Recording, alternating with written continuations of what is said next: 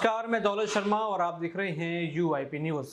और आज है हमारा क्रिकेट स्पेशल, क्योंकि यहाँ पर भारतीय टीम T20 वर्ल्ड कप जीत चुकी है। 2024 का एक खिताब भारतीय टीम जीत चुकी है और रोहित शर्मा की कप्तानी यहाँ पर पूरी तरीके से सफल हुई।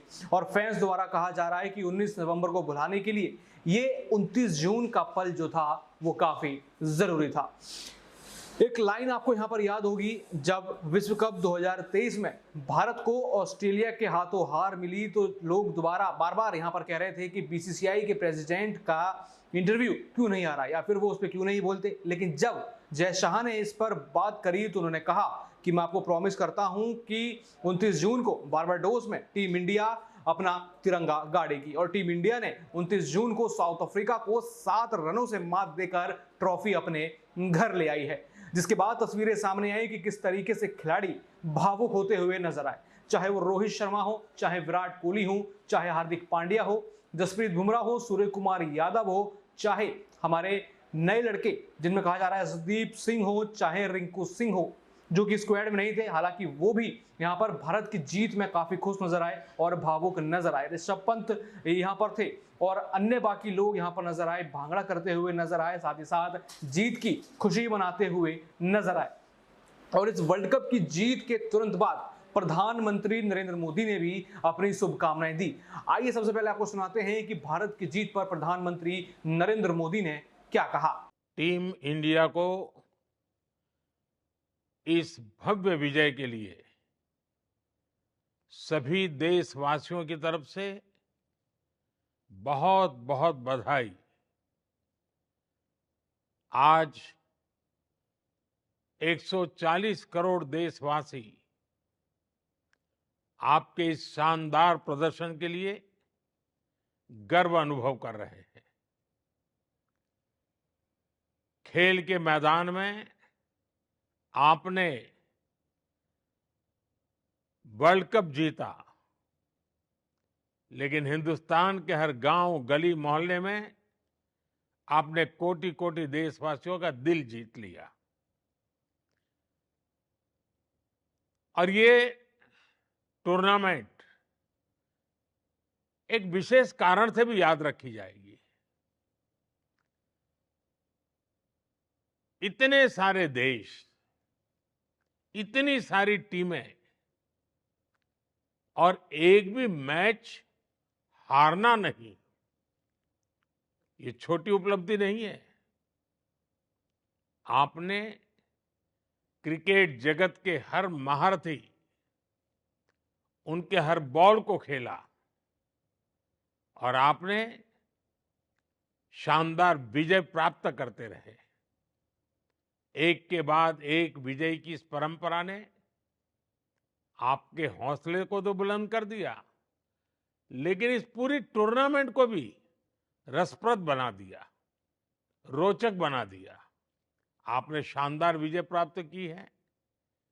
मेरी तरफ से मैं आपको बहुत बहुत बधाई देता हूं, बहुत बहुत शुभकामनाएं देता हूं। सुना आपने यहाँ पर भारत के प्रधानमंत्री नरेंद्र मोदी ने किस तरीके से भारतीय टीम को शुभकामनाएं दी, यानी भारत बारबाडोस में अपना झंडा गाड़ चुकी है। किस तरीके से ये जो पल था, भावुक था, वो सब आपने कल तस्वीरों में देखा होगा, किस तरीके से सभी खिलाड़ी भावुक यहाँ पर नजर आए।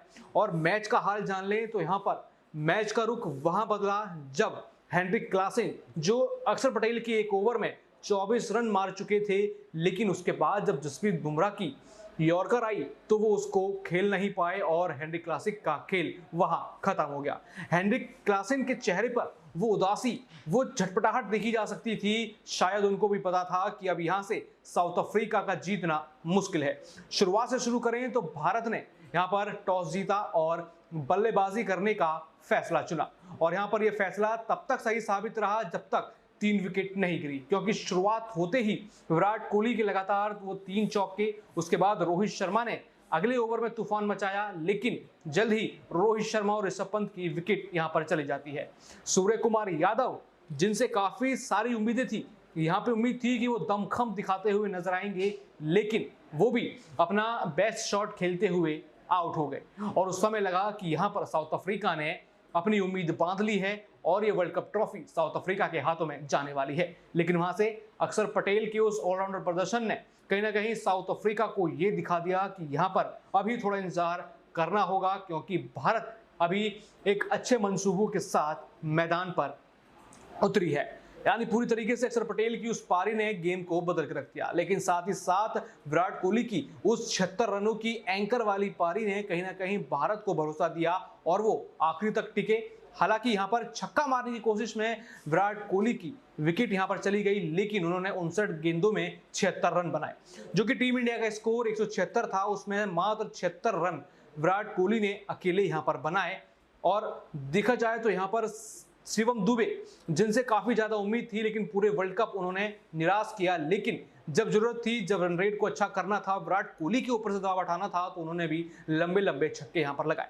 लेकिन जब बॉलिंग की शुरुआत हुई तो अर्शदीप सिंह ने यहां पर पहली 2 विकेट जल्दी चटका ली, लेकिन उसके बाद यहां पर क्विंटन डिकॉक के साथ साथ स्टब्स की बात करें तो वो टिके, लेकिन अक्षर पटेल ने स्टब्स को आउट किया। उसके बाद हेनरिक क्लासन आए, उन्होंने यहां पर तूफान मचा दिया। जो लंबे लंबे छक्के उन्होंने लगाए, जो उन्होंने यहां पर बड़े स्मूथ तरीके से छक्के लगाए, जिस तरीके से उन्होंने पारी खेली, वहां लगा कि भारत अब ये गेम गंवाती हुई नजर आएगी।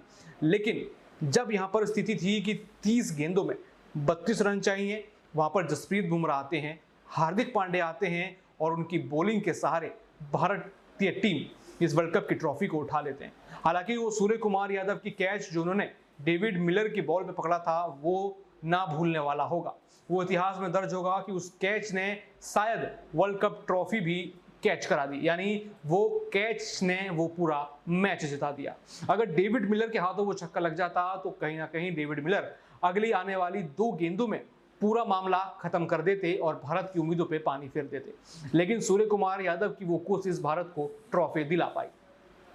काफी बड़ा जश्न यहां पर हुआ और साथ ही साथ यहां पर याद किया गया भारतीय कोच राहुल द्रविड़ को, जो खुद ये कहते हुए नजर आए कि यहां पर एक खिलाड़ी के तौर पर, एक कप्तान के तौर पर मैं बदनसीब रहा, अनलक्की रहा कि मैं वर्ल्ड कप ट्रॉफी नहीं ले पाया, लेकिन अब कोच के तौर पर मुझे गर्व है कि मैं यहां पर इंडिया को वर्ल्ड कप जिता पाया हूं। आइए यहां पर राहुल द्रविड़ ने भारत की जीत पर क्या कहा, आपको वो सुनाते हैं। Next week, any offers? But yeah, no, I think it's a great moment. I'm loving it. I don't want to think too far ahead, but yes, I hope I'll be able to move on, and I think that's what life's about. You do the best you can, you work really hard, and then whatever falls your way, you deal with it and you move on. Rahul sir, you and your coaching staff have been like unsung heroes of this team right now, because there was a very small layover between the IPL and the tournament. What went into preparation for This is, honestly, this is a journey of 2 years. This is not a journey from just this T20 World Cup. This is a journey, actually, if I think about it, construction of this team, the kind of skills we wanted, the players we wanted, has already actually started. The discussion started when I started in September of 2022, I think, right? 21. Sorry, 21. I think that's when these discussions started, these conversations have started, the kind of players we wanted, the build-up, the balance that we wanted in the team. So much of that is 2 years of work. This is not just a work of just the World Cup. I think it culminated in this World Cup, but honestly, just in Australia and then the disappointment of Australia and then the one-day World Cup, there's so much that has gone into it. This feels like a journey of not just 1 month. Yeah. It feels like a journey of 2 years, and what we've tried to build, what we've tried to create, it just feels like it's all come together here in a beautiful afternoon in Barbados. Amazing. Thank you so much. Congratulations on the win, on the trophy. Rohit spoke about how the team was wanting to do this for a long time for you. I mean, tell us a little about it. The raw emotions must be there within the team today. Yeah, I'm not usually short of words, but I really have felt really short of words over the last few hours. I just could not be more prouder for this team. The way we've had to fight difficult situations. And even today, I think it was a great testament to the fight in the team to lose 3 wickets in the first 6, to be in the kind of position we were in with 30 balls to go. But we never kept, the boys just kept fighting, they kept believing. And I think it's just a great credit to them. As a part of the coaching staff and as a member of the coaching staff, I just feel really grateful because we are getting to enjoy these moments because of what they have done in a pressure situation. So yeah, it's just phenomenal. It's just lovely to be a part of a dressing room like this, and yeah, I think it's a memory of a lifetime for me. So I'm really thankful and grateful to the team and everyone in the support staff who's made this possible. Rahul, Rohit बोल रहे थे कि आपको ये young generation के साथ adjust करने में टाइम लगा, लेकिन आपने वो किया है। वो डिफरेंस क्या होता है? आपने जब क्रिकेट खेली तो डिफरेंस क्या था, अभी के खिलाड़ियों में डिफरेंस क्या है जो आपको संभालना पड़ा? अलग चीजें होती है, अभी आप हर चीज पे बात नहीं कर सकते, बट जरूर मैं ये कहूंगा कि ये जो आजकल के जो लड़के हैं वो दे फैंटास्टिक टैलेंट है इंडियन क्रिकेट में अभी, एंड जो इन लोगों की एनर्जी है, इन लोगों की कॉन्फिडेंस है, वो एक अलग लेवल की है at this point of time. और मुझे पूरी उम्मीद है और मैं चाहता भी ये भी हूँ कि ये एक शुरुआत थी, बहुत दिनों से हम ये खोज रहे थे एक आईसीसी ट्रॉफी, और इस कॉन्फिडेंस को आगे लेके जाके मेरी पूरी उम्मीद है कि आगे जाके इंडियन क्रिकेट बहुत सारी ट्रॉफी जीतेगी अगले 4, 5, 6 सालों में। सुना आपने भारत की जीत पर राहुल द्रविड़ खुश हैं और साथ ही साथ अपने खिलाड़ियों की तारीफ करी और बताया कि किस तरीके से वर्ल्ड कप उनके लिए अहम था।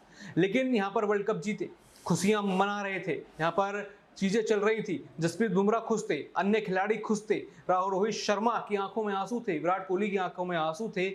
लेकिन उसके बाद एक ऐसे ऐलान हुए जो कहीं ना कहीं देखा जाए तो फैंस का दिल भी तोड़ सकते हैं। रोहित शर्मा और विराट कोहली ने अपना T20I इंटरनेशनल से रिटायरमेंट की घोषणा कर दी, यानी यहाँ पर T20 फॉर्मेट से इन दोनों महान खिलाड़ियों ने अलविदा ले लिया है और ट्रॉफी जीतते ही अलविदा कहा। और कहीं ना कहीं फैंस ने कहा ट्रॉफी तो हाथ आई, लेकिन हमारे दो महान प्लेयर हमें मैदान पर छोड़कर चले गए। यानी T20 फॉर्मेट में रोहित शर्मा, विराट कोहली अब आपको खेलते हुए नजर नहीं आएंगे। जरा एक नजर यहाँ पर रोहित शर्मा और विराट कोहली के T20 इंटरनेशनल करियर पर डाल लेते हैं। तो रोहित शर्मा के T20 इंटरनेशनल करियर की बात करें तो 159 मैचों की 151 पारी में 31 की औसत और 140 की स्ट्राइक रेट से 4,231 रन बनाए। उन्होंने 5 शतक और 32 अर्धशतक भी जड़े हैं। वह इस फॉर्मेट में सबसे ज्यादा रन बनाने वाले बल्लेबाजों में से हैं। भारत के लिए विराट कोहली ने 125 T20 मैच खेले, जिसमें 48.69 की औसत के साथ 4,188 रन बनाए। वह रोहित शर्मा के बाद इस प्रारूप में सबसे ज्यादा रन बनाने वाले में दूसरे नंबर पर हैं। कोहली ने अपने इस करियर में 1 शतक और 38 अर्धशतक जमाए। वह T20 विश्व कप के इतिहास में सबसे ज्यादा 1,292 रन बनाने वाले बल्लेबाज भी हैं। कहा जाए जहां जहां भारत को जरूरत पड़ी वहां वहां ये दोनों शूरमा नजर आए और भारत को अच्छी स्थिति में लेकर आए। लेकिन वर्ल्ड कप ट्रॉफी अब भारत के हाथ में है। 2024 के T20 वर्ल्ड कप का खिताब भारत के हाथ में आ गया है। पूरा देश जश्न में डूबा हुआ है। लेकिन अब विराट कोहली और रोहित शर्मा आपको इस T20 टीम में नजर नहीं आएंगे। लेकिन पूरा देश अभी यहाँ खुशी मना रहा है T20 वर्ल्ड कप जीतने की। और यहाँ पर जो 11 साल का सूखा था अब वो खत्म होता हुआ नजर आया। आपको बता दें 2013 में जून के महीने में ही हमने इंग्लैंड को हराकर इंग्लैंड में ही चैंपियंस ट्रॉफी का फाइनल जीता था, जिस समय धोनी कप्तान थे। और अब 2024 में T20 वर्ल्ड कप का खिताब जीता है। बाकी और भी ऐसी खबरें जानने के लिए देखते रहिए UIP न्यूज़। धन्यवाद।